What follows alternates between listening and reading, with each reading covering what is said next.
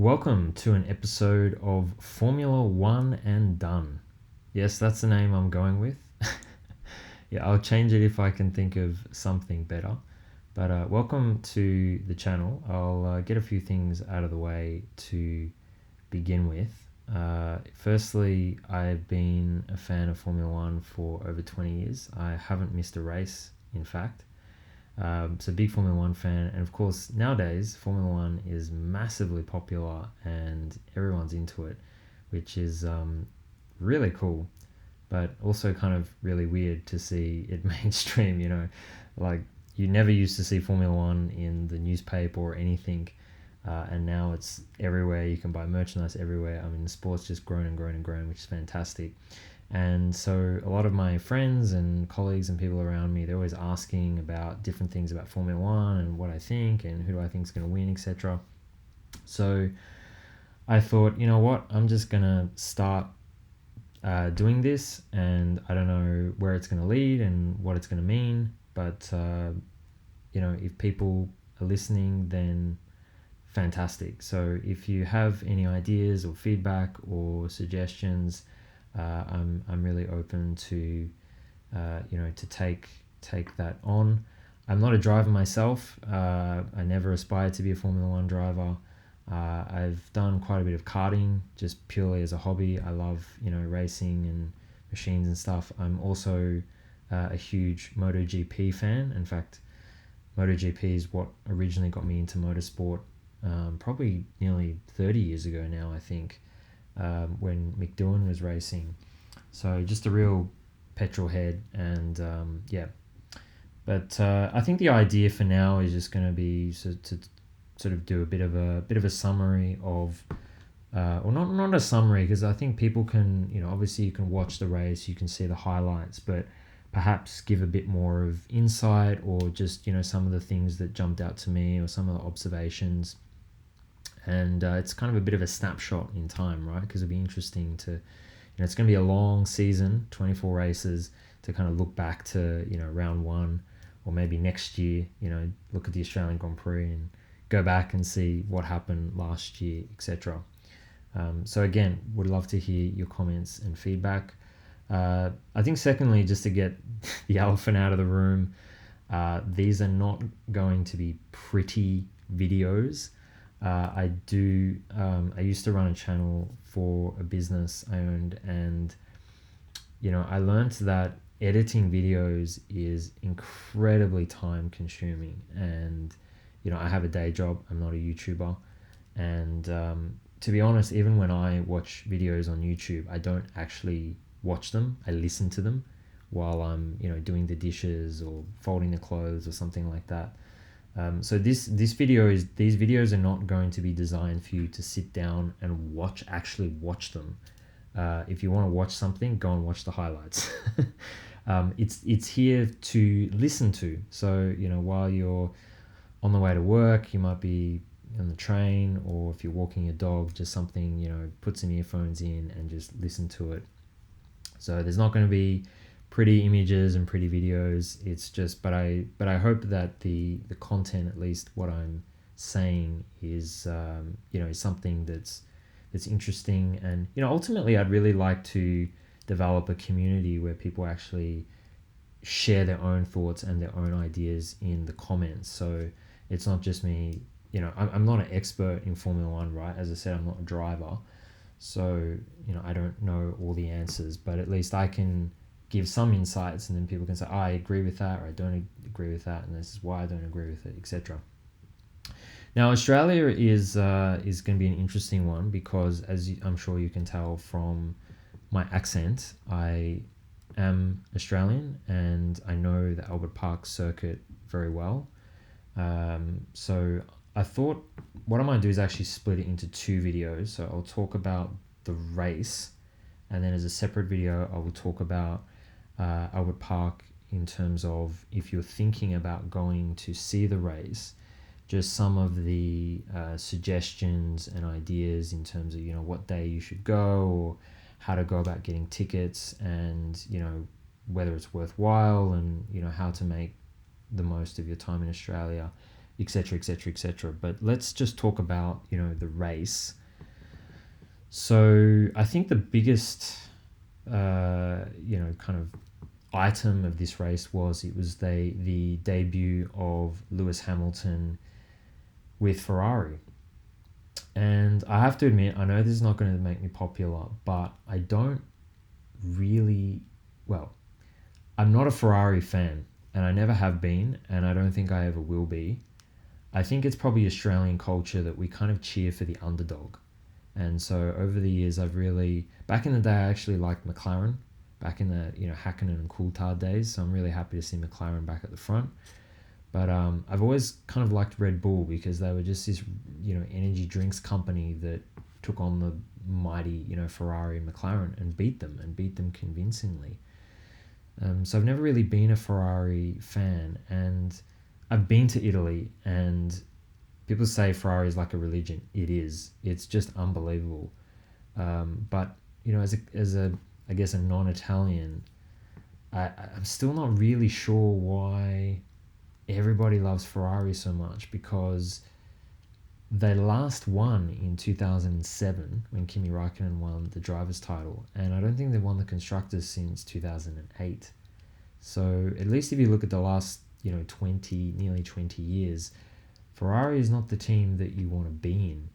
And I think a big part of it is people think of, the Michael Schumacher era. And I know all the history of Ferrari. I know that they've been there every year of the championship, and they're the only team to do that. And there's a lot of history, and all the, Enzo Ferrari used to run the team and all that sort of stuff. But ultimately, as a driver, surely you want to be in the fastest car. That's what really matters.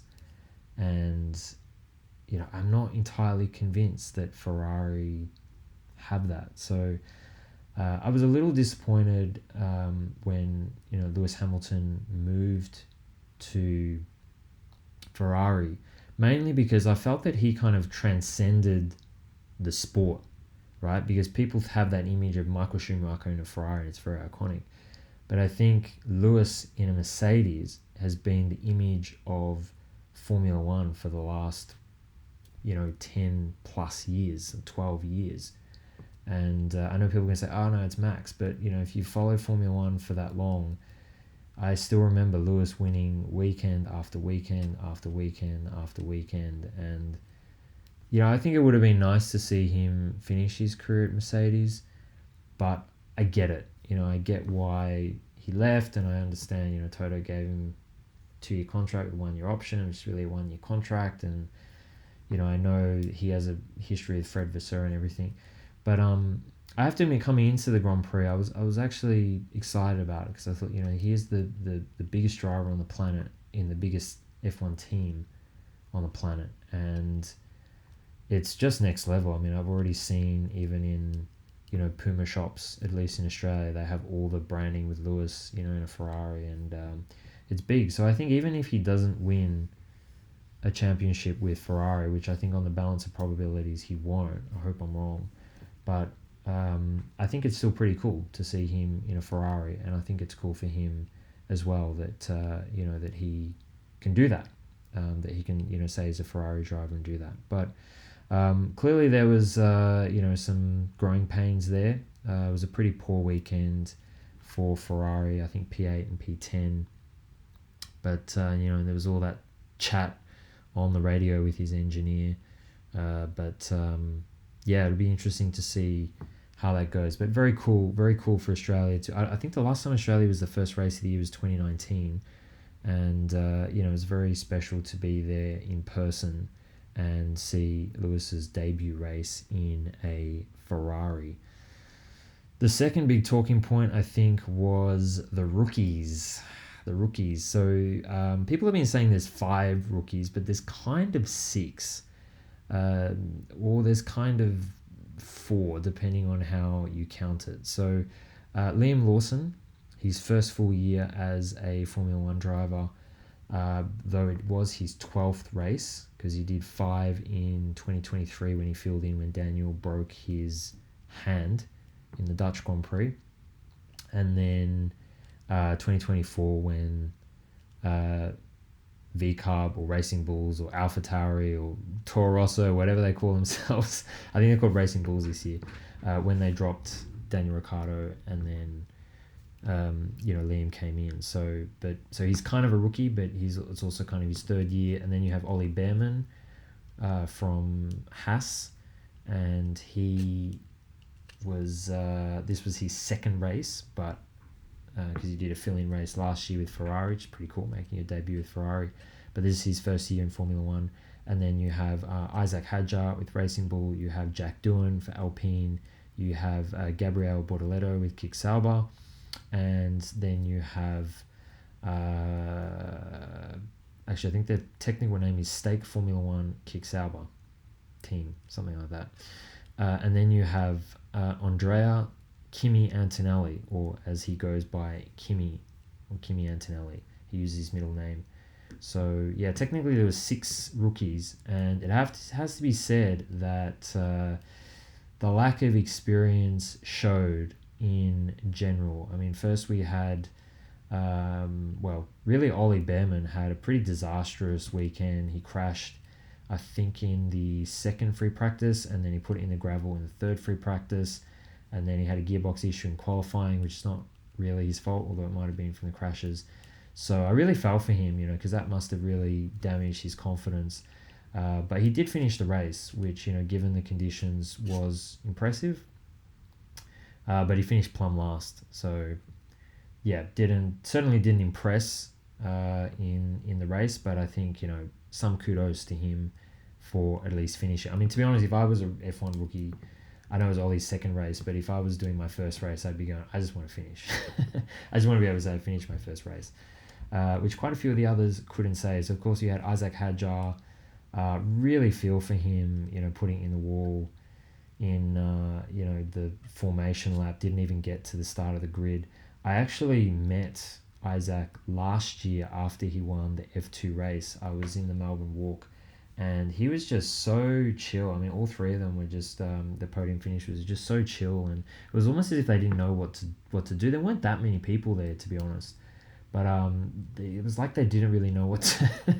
They weren't used to it. And even, like, to be honest, I don't follow Formula 2 because I follow Formula 1 and MotoGP, and that's enough. But yeah, there were people coming up with like trading cards of him, and I didn't even know they made trading cards of Formula 1, let alone Formula 2. And I was like, oh, can I get a photo holding your trophy? He's like, yeah, sure. It was unreal. It was really unreal. So I kind of have a soft spot actually for Isaac. I'm cheering for him.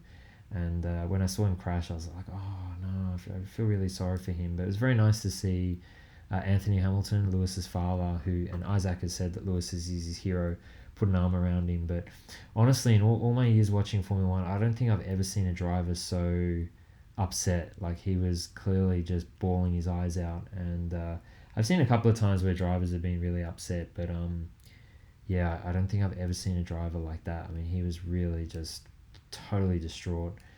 Jack Doohan, rookie mistake, easy to do in the wet. Really sad to see him go out in P1, on lap 1. I think I mentioned before that his father, Mick Doohan, is a 5-time MotoGP world champion. So he's like one of the all-time greats in MotoGP, so it's motorbike racing. And as a kid, I would go and see Mick race in Phillip Island, which is also held in Victoria. And that's what got me into MotoGP, and then eventually I got into Formula 1. So big fan of Mick. I actually have a big signed poster of his up on the wall, and so I'm really, really rooting for Jack. And it was very sad to see him put it in the wall, but Fernando Alonso pretty much did the same thing. So he's got 20 years experience on Jack, so it's it's easy enough to do. And then Gabriel Bortoleto, of course, crashed. Liam Lawson, of course, crashed. So it was not a good day for the rookies. But the exception to that was Kimi Antonelli, and wow, talk about zero to hero. He got knocked out of Q1. qualified P16, but finished P4. So he finished P4, then he got a 5-second penalty for unsafe release, which is not his fault at all. Got relegated to P5, and then that amazingly got overturned. So well done to Mercedes for doing that. So Kimi, in his true debut, first race in Formula One, finished fourth, which is an incredible effort. And I quite like Kimi because he reminds me of Valentino Rossi. So if you're an F1 fan and you don't know much about MotoGP, look up Valentino Rossi, see him do interviews. Just the mannerisms. He kind of looks similar, not quite, but sort of looks similar. But just, the accent, the cheeky, grin and demeanor. They're both Italian, of course. So I think Kimi just seems like just kind of a fun guy to be around. So yeah, that was the rookies. And then, of course, we have to mention Lando. Wow. People were asking me, who do I think was going to qualify pole? And I said Lando. I thought the McLarens were going to be quick. I was very happy to see them 1 and 2. But even though I'm Australian, big Oscar fan, but, I just thought Lando would have the edge. And it was quite funny on Saturday because Oscar qualified P1 and the crowd just went crazy. And then soon after, Lando qualified P1 and the whole crowd just went, oh. But he did a fantastic job. I have to admit, I did think Max was going to win on Sunday purely because of the wet weather, because Max is very good in the wet. And I still think of which year was it? It was like 2018 or 2019 when Lando was winning. I think it was the Russian Grand Prix, and then it started to rain, and that he probably would have won that race, and then he didn't end up winning, and then it took him another 2 or 3 years, or actually more, I think, to win his first race. So Lando, I think, is not that good in the wet, and I really thought Max was gonna win because of that, but didn't happen. So well done to Lando, really deserved winner. Actually, speaking of Max, funny story. So last year, of course, I was at the Grand Prix, and my mum messaged me, and she goes, "Oh, Max is out, and he's got some problem with his engine. I think it was his brakes, actually." And I messaged back. I said, "Yeah, I know. I can smell it," because he went past me, and you could really smell it. So. But fortunately for Max, he was able to finish. Really solid result for him too. As for Oscar, tough. Overall, very solid weekend. Just one little tiny mistake, and he actually made pretty much the same mistake as Lando. It wasn't going off initially. It was getting back onto the track, and then I think he tried to turn too tight, and he lost the rear. And it spun around in the grass, so very costly for him. But I really don't know how he got it out of the grass. I think he put it in reverse, but I thought he was done. But somehow he got it out of the grass, rejoined the race, and ended up, he did an amazing move. If you didn't see it, try and find the onboard footage of it, passing Lewis Hamilton on the last lap at turn 10, and ended up finishing 9th. So picked up 2 points.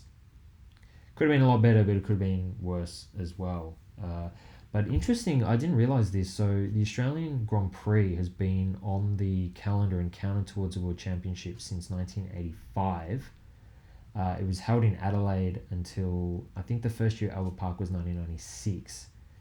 But apparently an Australian driver has never finished on the podium in the Australian Grand Prix, either Adelaide or Melbourne. There was that year, of course, when Mark Webber, when he was racing with Minardi, which was a backmarker team, finished 6th. So that felt for a win for them. And he did actually they actually led him on the podium, but he didn't finish in top 3. And Minardi was owned by an Australian too, Paul Stoddart as well. So that was kind of the maybe big Aussie day. And then Daniel Ricciardo finished P2 in 2014, but then he was disqualified after, I think his car was underweight or something like that. So everyone, there was a lot of hype in the local media that this could be the first year that we see a driver from Australia in the top three, and especially given McLaren have been very quick, and Oscar qualified P2. Yeah, it was a bit disappointing when that didn't happen, but it just makes you. I actually saw an interview with Oscar. It was interesting because I think he got out qualified by Lando by 0.084 seconds. So that's less than a tenth of a second, and it sounds a lot because you see 84, but it's 0.084 of a second. And I saw in an interview he was saying, you do a lap, and a lap around Albert Park's about a minute. They were doing about a minute 16, and the gap is less than the blink of an eye, and it is. It's literally less than a blink of an eye. So there's not much between the two of them. So I think they were of course, the other big story was Williams. So Williams, lo and behold, they were really quick, and it seemed pretty genuine. So they could be the wild card this year. That was definitely unexpected. Carlos was the one that seemed to be very quick, but Alex Albon was the one that actually finished P4, but then got relegated because Kimi got his penalty overturned. So Albon finished P5. Carlos, very embarrassing for him, crashing under the safety car. It reminds me of Roman Grosjean in Azerbaijan when he said, "Ericsson hit me," that famous radio message. But he said something like there was a torque spike. So I don't know if he was saying that it wasn't his fault or what exactly happened there. I'm not sure. Maybe Williams would do a debrief. But I really like Carlos. I really like Alex too. And I think they're probably the funnest driver pairing. I think the best driver pairing on the grid is McLaren. I think they have two very young, very talented drivers who are, they both only race for McLaren. So it'll be very interesting how that plays out this year if they are a title contender, which it seems like they will be.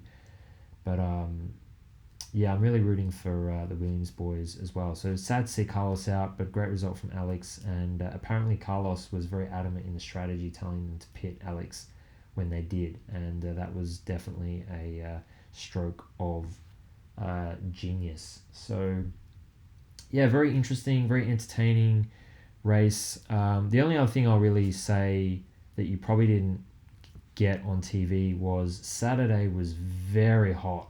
I mean, it was actually an overcast day, but it was, I think it was about 34 degrees, but it just felt really, I mean, summer's finished in Australia. We're in mid-March. But I think I partially dehydrated.